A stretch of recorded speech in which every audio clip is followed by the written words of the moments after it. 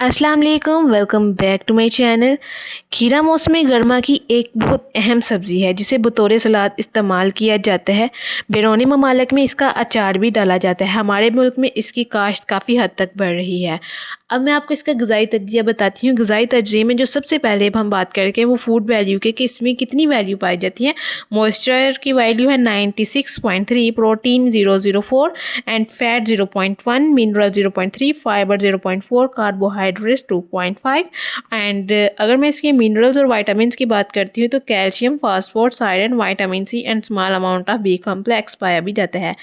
अगर मैं आपको इसके तिब्बी हवास के बारे में बताऊँ, तिब्बी हवास को आपने बिल्कुल भी स्किप नहीं करना, खास करके मेरे उन प्यारे प्यारे बहन भाइयों ने जो अपने मोटापे की वजह से बहुत ज़्यादा परेशान हो चुके हैं। खीरे का मजाज सर्द है। मोटापे के शिकार ख़वातीन व हज़रात अपना वज़न कम करने के लिए अद्वियात की तलाश में सरगर्दा रहते हैं। खीरा एक ऐसी सब्ज़ी है जिसमें वज़न घटाने की सलाहियत मौजूद है। इस मकसद के लिए सुबह नाश्ते में खीरे की काशें टमाटर के साथ, दोपहर में भी खीरे की काशें टमाटर, गाजर या मूली के साथ खूब पेट भरकर खाएं और रात के वक्त भी इसी रूटीन को बरकरार रखें। ये हल्की फुल्की ग़िज़ा मोटापा कम करने के लिए बहुत ही ज़्यादा मौसर साबित होती है।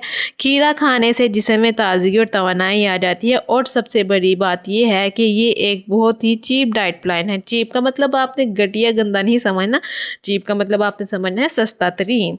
इससे प्यास की शिद्दत में कमी आ जाती है और पेशाब की जलन भी दूर हो जाती है। बहुत सी लड़कियों को ये प्रॉब्लम रहती है।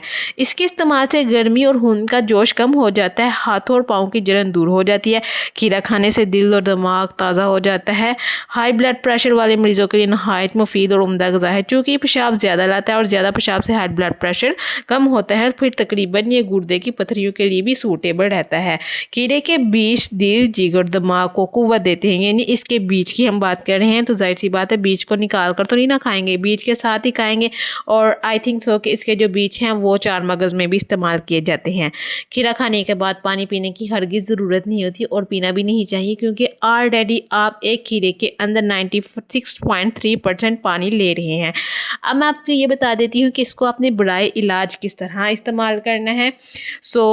मेरे की तकलीफ़, जोड़ों का दर्द और गिल्लर की बीमारियाँ, यानी कि गिल्लर आप समझ रहे हैं, आयोडीन की कमी की वजह से गिल्लर बन जाता है गले में, तो उसके लिए भी इस्तेमाल होता है। अगर मैं बात करती हूँ कि इसको कौन सा आबोहवा इसके लिए सूटेबल रहता है, खीरे के लिए मुअत्तल और खुश्क आबोहवा बेहतर रहती है। और इसका वक्त काश्त है, खीरे की उगेती फसल फरवरी और मार्च में और पछेती फसल जुलाई में काश्त की जाती है।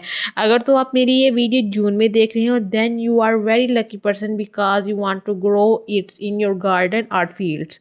If you like this video, don't forget